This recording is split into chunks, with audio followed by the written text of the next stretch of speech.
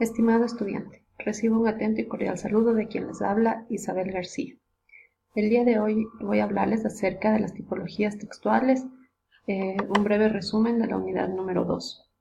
Recuerde que estamos próximos a comenzar la evaluación digital, que es el 10 de enero, y para ello usted se debe preparar con anticipación. Las tipologías textuales. Primero debemos saber qué es un texto, y nosotros sabemos que un texto no es solamente una palabra, es un conjunto de palabras ordenadas que tienen sentido y permiten transmitir un mensaje y que la persona que lo recibe lo pueda comprender. La tipología textual debe tener ciertas características. Estas son: sencillez, escribir sin ser extravagantes al momento de expresar nuestras ideas; claridad, que sea comprensible para el lector; adecuación, escribir de forma adecuada dependiendo de nuestros lectores. Es decir, nosotros debemos saber a qué público nos estamos dirigiendo para saber qué palabras utilizar y que ellos puedan entender nuestro mensaje. Podríamos decir que debe ser apropiado a la situación comunicativa. Tenemos coherencia, que transmite la información de manera lógica; cohesión, los enunciados se relacionan correctamente, es decir, todas las ideas van a hablar sobre el mismo tema. Concisión, quiere decir que vamos a ir de lo general a lo particular y plantea las ideas de manera ordenada. Vamos a hablar también de la concordancia, que es la lógica entre los distintos accidentes gramaticales, es decir, el sujeto y el verbo deben coincidir con el número y género. Vamos a hablar del estilo, que es la forma personal que cada uno de los escritores adopta; la verificabilidad, que habla acerca de que el lector puede comprobar si lo que decimos o expresamos es verdad o no. Para ello es muy importante siempre al final de nuestro trabajo citar las fuentes de consulta. La universalidad es el texto que puede ser comprendido por cualquier tipo de público. La objetividad es escribir con la verdad de forma imparcial y neutral. Y la corrección se refiere al uso correcto de las normas de la lengua. El texto tiene diversas intenciones comunicativas y precisamente de estas intenciones comunicativas nosotros podemos clasificar a las tipologías del texto según su forma y según su uso. Según su forma, nosotros tenemos la narrativa, que busca entretener al lector, y estas pueden dividirse en literarias y no literarias. En literarias tenemos las novelas y van a utilizar un lenguaje mucho más preciso, en donde va a ir describiendo a los personajes y va a ir contando una historia. Y no literarios, que utilizan un lenguaje común y vamos a encontrar historias o crónicas.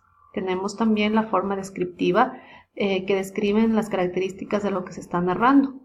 Es subjetiva si nosotros damos nuestras propias apreciaciones al momento de describir algo, u objetivas es cuando describimos el hecho tal como es, sin nuestra opinión. Tenemos la forma expositiva, es cuando se transmite un conocimiento a un público en general.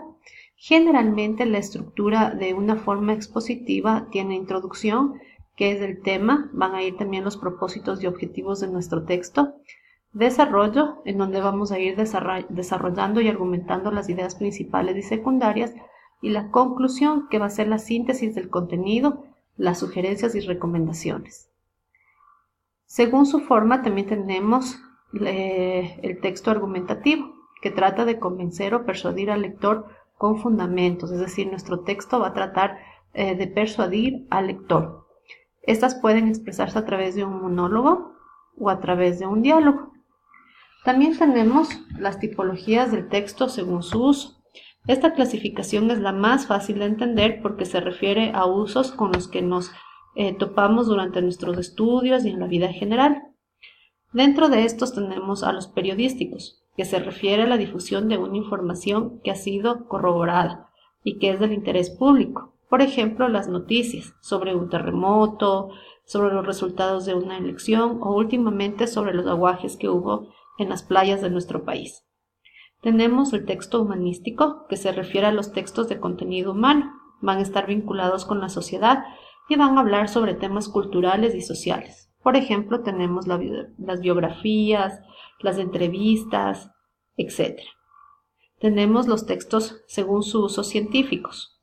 Estos van a tener que ver o van a estar ligados con las investigaciones y experimentos que van a ser comprobados mediante el método científico y lo que pretenden es difundir los conocimientos de las ramas como son la ciencia y la tecnología. Generalmente en estos textos prevalece la objetividad y la información pura, es decir, no toman en cuenta los criterios propios o nuestras apreciaciones. Jurídicos tienen relación con las leyes, normas y reglamentos y su aplicación, también con opiniones o discusiones sobre estas leyes, por ejemplo, los textos referidos a artículos de la Constitución o leyes de la República. Los literarios son textos puramente estéticos, cuya intención es provocar un disfrute de la lectura, distraer, conmover o dar a conocer la historia de forma amena, la vida de las personas influyentes o el ayudar a otros. Por ejemplo, tenemos las novelas, los cuentos, los poemas y los guiones de obras de teatro. La vida cotidiana. Son escritos que hacemos todos los días cuando nos comunicamos con otras personas. Pueden ser las cartas escritas en un papel, los correos electrónicos, mediante chats o redes sociales. Una vez que nosotros sabemos que las tipologías del texto se dividen según su forma y según su uso, podemos también conocer la clasificación de las funciones del texto según su intención comunicativa. Y tenemos la función referencial que transmite una información objetiva, por ejemplo, los oficios o las noticias. Función expresiva transmite estados de ánimo, incluye sentimientos, por ejemplo, una carta o un discurso. La función apelativa provoca una reacción en el receptor para que actúe, es decir, tratamos de influenciar en él a través de una orden o un memorándum. La función fática incluye instrucciones físicas, lingüísticas y emotivas. Por ejemplo, cuando decimos ¿tienes tiempo para hablar? O damos una instrucción de algún juego. La función poética impresiona y conmueve al lector a través de la belleza de palabras. Estas pueden ser poemas, canciones. Y la función metalingüística es explicar el código lingüístico del que se habla. Es decir, aquí vamos a hablar un poco de las normas gramaticales y cómo se construye el lenguaje. Por ejemplo, cuando utilizamos las preposiciones y sabemos cómo utilizarlas, las preposiciones a, como, desde, hasta, de o por. Muchas gracias.